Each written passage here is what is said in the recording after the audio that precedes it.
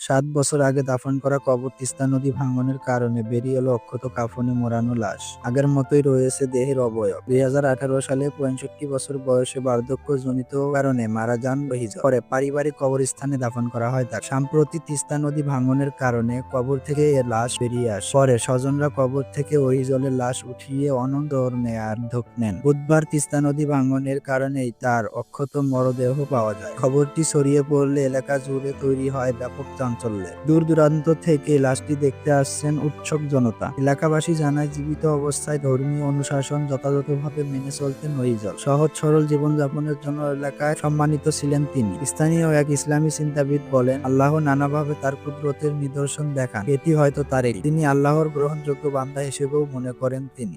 এবং কাপড়ের কাপড়টাও কিছু হয়নি।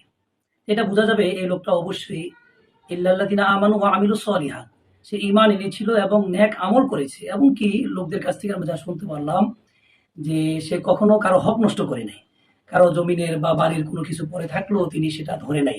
এতে বোঝা গেল হালাল রিজিক খাওয়ার কারণে আল্লাহ তাআলা তার দেহকে এখনো অক্ষত রেখেছে। মরদেহটি অক্ষত থাকায় গোসল ও জানাজা ছাড়াই গাইবান্ধার সুন্দরগঞ্জ থানার ৪ নং বেলগাই ইউনিয়নের ১ নং ওয়ার্ড বেকরিশ্বর জামে মসজিদ সংলগ্ন কবরস্থানে পুনরায় তাকে দাফন করা হয়। ফজলে রাব্বি, সময় জাল, গাইবান্ধা।